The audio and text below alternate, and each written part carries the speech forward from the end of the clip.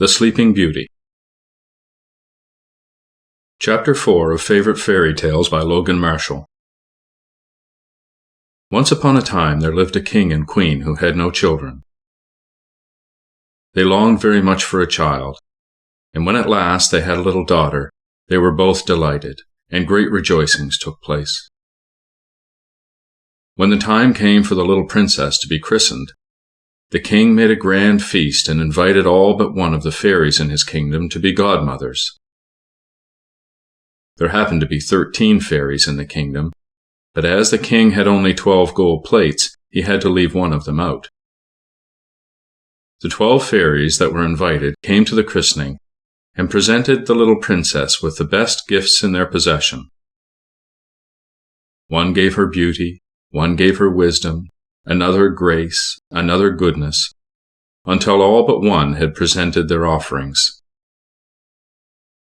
Just as the last fairy was about to step forward and offer her gift, there came a tremendous knocking at the door, and before anybody could get there to open it, it was burst open, and in came the 13th fairy in a furious rage at not having been invited to the feast.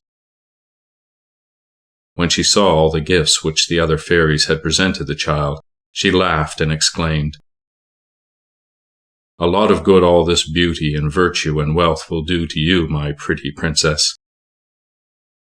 You shall pay for the slight your royal father has put upon me."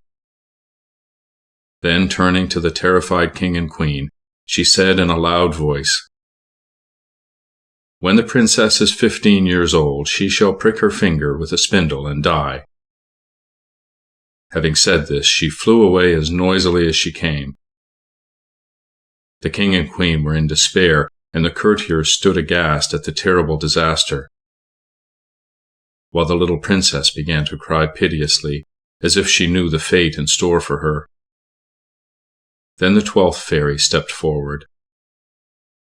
"Do not be afraid," she said. "I have not yet given my gift. I cannot undo the wicked spell, but I can soften the evil.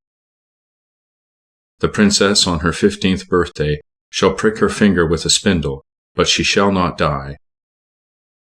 Instead, she shall fall asleep for 100 years. "Alas," cried the queen, "what comfort will that be to us?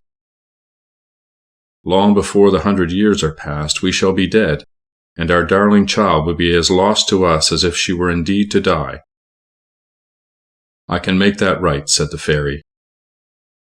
"When the princess falls asleep, you shall sleep too, and awaken with her when the 100 years are past." But the king still hoped to save his daughter from such a terrible misfortune. So he ordered all the spinning wheels in the kingdom to be burnt or destroyed, and made a law that no one was to use one on pain of instant death. But all his care was useless. On her 15th birthday, the princess slipped away from her attendants and wandered all through the palace. At last she came to a tower which she had never seen before, and wondering what it contained, she climbed the stairs. From a room at the top came a curious humming noise, and the princess, wondering what it could be, pushed open the door and stepped inside. There sat an old woman, bent with age, working at a strangely shaped wheel. The princess was full of curiosity. "What is that funny-looking thing?" she asked. "It is a spinning wheel, princess," answered the old woman, who was no other than the wicked fairy in disguise. "A spinning wheel? What is that?" "I have never heard of such a thing," said the princess. She stood watching for a few minutes, then she added, "It looks quite easy. May I try to do it?" "Certainly, gracious lady," said the wicked fairy, and the princess sat down and tried to turn the wheel. But no sooner did she lay her hand upon it than the spindle, which was enchanted, pricked her finger, and the princess fell back against a silk-covered couch, fast asleep. In a moment a deep silence fell upon all who were in the castle. The king fell asleep in the midst of his counselors, the queen with her ladies in waiting. The horses in the stable, the pigeons on the roof, the flies upon the walls, even the very fire upon the hearth fell asleep too. The meat which was cooking in the kitchen ceased to frizzle, and the cook, who was just about to box the kitchen boy's ears, fell asleep with her hand outstretched and began to snore aloud. The butler, who was tasting the ale, fell asleep with the jug at his lips. A great hedge sprang up around the castle, which, as the years passed on, grew and grew until it formed an impenetrable barrier around the sleeping palace. The old people of the country died, and their children grew up and died also, and their children, and their children. And the story of the sleeping princess became a legend, handed down from one generation to another. And a cloud of mystery as thick and impenetrable as the hedge of thorns lay over the old castle. Many brave and gallant princes tried to force their way through the magic hedge, in order to solve the mystery and to see for themselves the beautiful maiden who lay in an enchanted sleep behind the thorny barrier. But the thorns caught them and held them from going forward or back, and the gallant youths perished miserably in the thickets. After many, many years there came a king's son into that country, who heard the story of the princess and the hedge of briars, and he made up his mind to try and force his way to the castle to awake the sleeping princess. People told him of the fate of the other princes who had attempted this difficult task, but the prince would not be warned. "I have made up my mind to see this maiden of whose beauty I have heard so many wonderful tales," he cried.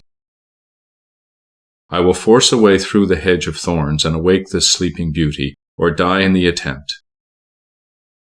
Now it happened that this day was the last day of the 100 years, and when the prince came to the thicket that surrounded the castle and began to push his way through, he found that the briars yielded readily to his touch. The thorns had all blossomed into roses that scented the air with fragrance as he went by. Primroses sprang up before his feet and made a pathway to lead him straight to the castle gates.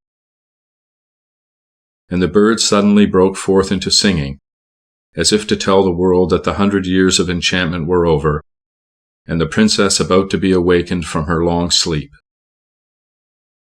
The prince passed through the council chamber where the king and his councillors were sleeping, through the room where the queen and her ladies slept. He passed on from hall to hall, climbed from stair to stair, until at last he reached the tower chamber where the sleeping princess lay. For a moment he stood and gazed in wonder at her lovely face. Then he sank on his knees beside her and kissed her as she lay asleep. Instantly the spell was broken. The king and queen awoke, and all the courtiers with them. The horses neighed in the stables and shook their glossy manes. The pigeons cooed upon the roof, the flies on the wall moved again, the fire burnt up brightly, and the meat in the kitchen began to frizzle once more as the spit turned round. The cook gave the kitchen boy the tremendous box on the ears that she had started to give him 100 years ago, and everything and everybody went on just as usual, as if nothing at all out of the common had occurred. And up in the tower chamber the princess opened her eyes to meet the gaze of the prince, who had dared to risk his life for her sake. What they said to each other nobody quite knows, for nobody was there to hear or see. But whatever it was, it must have been something very satisfactory, for very soon after they were married and lived happily ever afterwards.